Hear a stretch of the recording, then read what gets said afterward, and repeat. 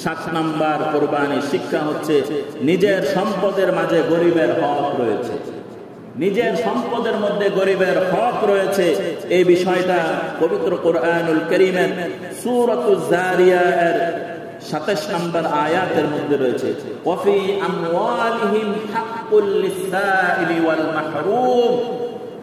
ধনীদের সম্পদের মধ্যে গরিব যারা রয়েছে, সায়েল যারা রয়েছে, এদের কি রয়েছে? হক রয়েছে।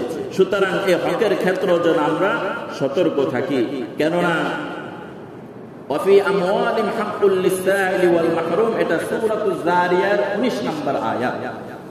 এবং মুসলিম শরীফের 6721 নম্বর এক হাদিস, এটা শুনাই, আল্লাহ তাআলা হাশরের ময়দানে বলবেন, ইয়া ইবনে আদম ইসতাতআমতুকা ফালা তুতঈমুনি ক্বালা ইয়া রাব্বি কাইফা উতঈমুকা ওয়া আনতা রাব্বুল আলামিন।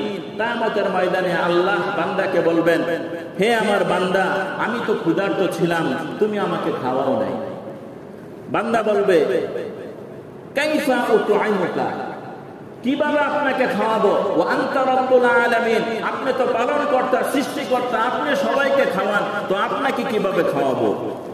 তো আল্লাহ বলবেন, আমা আলিমতা আন্নাহু ইসতাতআমাকা আবদি ফুলানুন, তোমার কি মনে আছে এমন এক সায়েল, এমন এক ভিক্ষুক তোমার দরবারে যে হাত পেতেছিল, তোমার কাছে কিছু চেয়েছিল, কিন্তু ফালা তুতঈমুহু, তুমি তাকে খাদ্য দাওনি।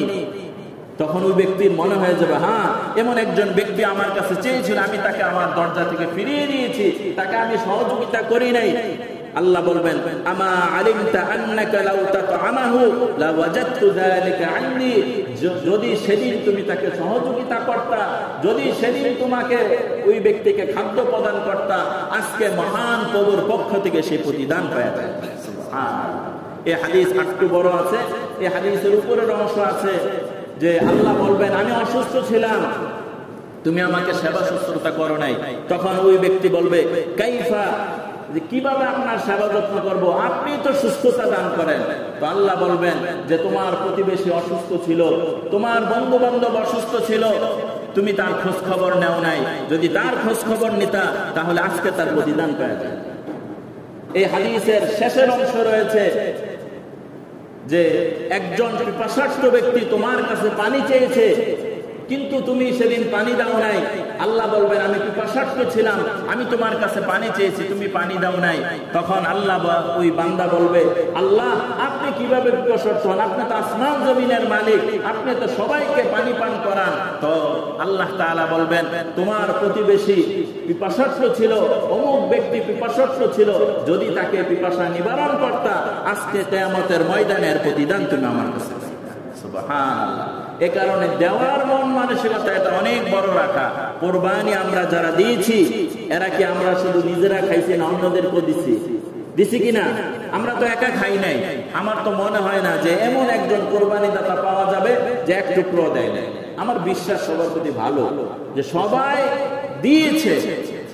এই যে দিলেন, এটা কি কোরবানিতেই শেষ না জারি রাখবেন? জারি রাখবো ইনশাআল্লাহ। 7 নাম্বার, সকল ভালোবাসার উপর আল্লাহ তাআলার ভালোবাসা সবার উপরে রাখা। দুনিয়ার সব ভালোবাসার উপর আল্লাহ তাআলাকে প্রাধান্য দেওয়া, আল্লাহ তাআলার ভালোবাসাকে সবার উপরে রাখা। 8 নাম্বার শিক্ষা হচ্ছে উদারতা, আন্তরিকতা, দান করার শিক্ষা আমরা এই কোরবানি থেকে পাই।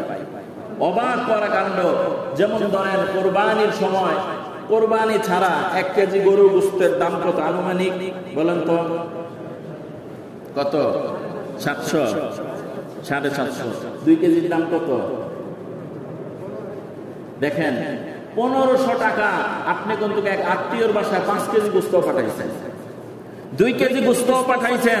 আপনি কিন্তু এমন একজন ব্যক্তিকে 1 কেজি গোশত তার বাড়িতে নিয়ে পৌঁছায় দিয়েছেন।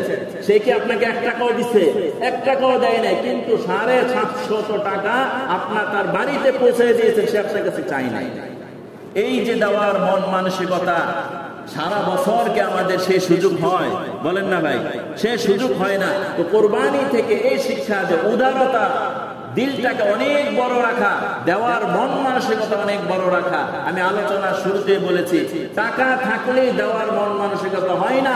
দেওয়ার মন মানসিকতার জন্য বড় একটা দিলেরও কি প্রয়োজন, অর্থের সাথে সাথে বড় একটা দিলেরও কি প্রয়োজন রয়েছে।